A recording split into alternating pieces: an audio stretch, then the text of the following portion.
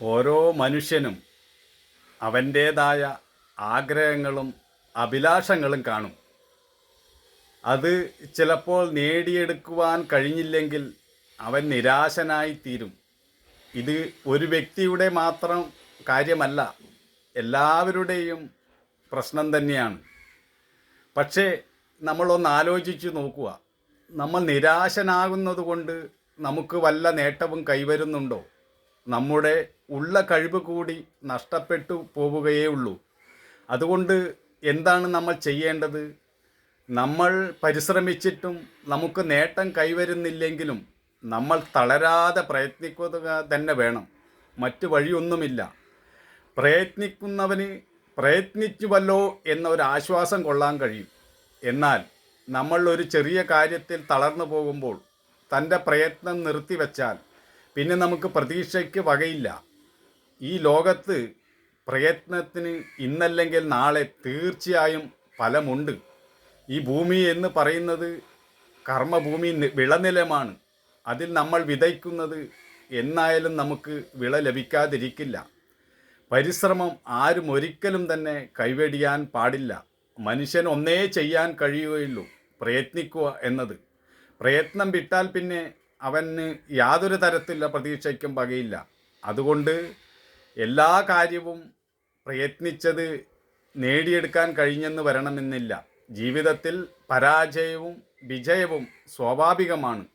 രണ്ടും തന്നെ നമ്മൾ ഉൾക്കൊള്ളാൻ തയ്യാറാകണം. സുഖം മാത്രം മതി എന്ന് ഒരാൾക്ക് പറയാൻ കഴിയുകയില്ല. സുഖത്തിൻ്റെ മറ്റേ വശം ദുഃഖമാണ്. ഒരു നാണയത്തിൻ്റെ രണ്ട് വശം പോലെയാണ് സുഖവും ദുഃഖവും. അതുകൊണ്ട് സുഖം സ്വീകരിച്ചവൻ ദുഃഖത്തെയും സ്വീകരിക്കാൻ തയ്യാറാവണം. രണ്ടും സ്വീകരിക്കുക. അതാണ് ഈ ലോകത്ത് സമാധാനപരമായി ജീവിക്കുവാനുള്ള ഒരു വഴി. നമ്മളെല്ലാവരും ആഗ്രഹിക്കുന്നത് സുഖമാണ്. ദുഃഖത്തെ ആരും തന്നെ ഇഷ്ടപ്പെടുന്നില്ല. ഇതുതന്നെയാണ് നമ്മുടെ ജീവിതത്തിൽ നിത്യദുഃഖത്തിന് കാരണം. സുഖത്തെ സ്വീകരിക്കുന്ന അതേ ഭാവത്തോടുകൂടി ദുഃഖത്തെയും സ്വീകരിക്കാൻ ഒരാൾ തയ്യാറാകുമ്പോൾ അയാളുടെ മനസ്സ് സാമ്യാവസ്ഥയിലാകുന്നു. ഇതിനെയാണ് സമത്വ ബുദ്ധി എന്നൊക്കെ പറയുന്നത്. ഈ ലോകത്തിൻ്റെ സ്വഭാവം തന്നെ ദ്വന്ദ്വാത്മകമാണ്. എല്ലാത്തിനും രണ്ട് വശങ്ങളുണ്ട്.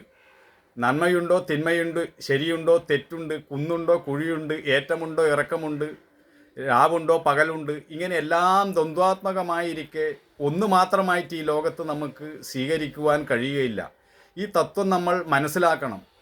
നമ്മൾ എപ്പോഴും ദുഃഖത്തിന് കാരണം നമ്മൾ മറ്റുള്ളവരെ നോക്കുന്നു എന്നതാണ്, മറ്റുള്ളവരെ അനുകരിക്കാൻ ശ്രമിക്കുന്നു എന്നതാണ്. അത് നമുക്ക് ഗുണം ചെയ്യില്ല. നമ്മുടെ കഴിവിനനുസരിച്ച് നമ്മൾ ഉയരുക, നമ്മുടെ വിജയവും പരാജയവും നമ്മൾ ഉൾക്കൊള്ളുക.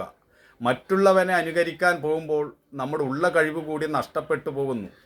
ഓരോരാളും ഈ ലോകത്ത് വ്യത്യസ്തനാണ്. ഓരോരാളുടെ കഴിവുകളും മനോഭാവങ്ങളും വികാര വിചാരങ്ങളും എല്ലാം വ്യത്യസ്തമായിരിക്കെ ഒരാൾ മറ്റൊരാളെ അനുകരിക്കാൻ ശ്രമിക്കുമ്പോൾ നമ്മുടെ സ്വതസിദ്ധമായ കഴിവ് നഷ്ടപ്പെട്ടു പോവുകയും നാം ദുർബലരായി പോവുകയും ചെയ്യും. അതുകൊണ്ട് നമ്മുടെ കഴിവ് അനുസരിച്ച് നമ്മൾ മുന്നോട്ട് പോകുക. അങ്ങനെ തളരാതെ മുന്നോട്ട് പോകുമ്പോൾ നമുക്ക് എല്ലാ വിജയവും നേടിയെടുക്കാൻ കഴിയും. നമ്മുടെ മനസ്സിൻ്റെ മുന്നിൽ ഉയർന്ന ലക്ഷ്യബോധം വേണം. ഇതാണ് നമുക്കുണ്ടായിരിക്കേണ്ടത്. ചെറിയൊരു പരാജയം വരുമ്പോൾ തളർന്നു പോയാൽ അവന് പിന്നെ വിജയിക്കുവാൻ കഴിയുകയില്ല. ജീവിത അവസാനം വരെ പ്രയത്നിക്കണം. വിജയം ലഭിക്കട്ടെ ലഭിക്കാതിരിക്കട്ടെ, പക്ഷേ ഒരു നാൾ വിജയം നമ്മെ തേടിയെത്തും. അതിൽ യാതൊരു സംശയവുമില്ല. ഈ ഒരു പ്രതീക്ഷയാണ് നമുക്ക് നമ്മുടെ ജീവിതത്തിൽ ആവശ്യം.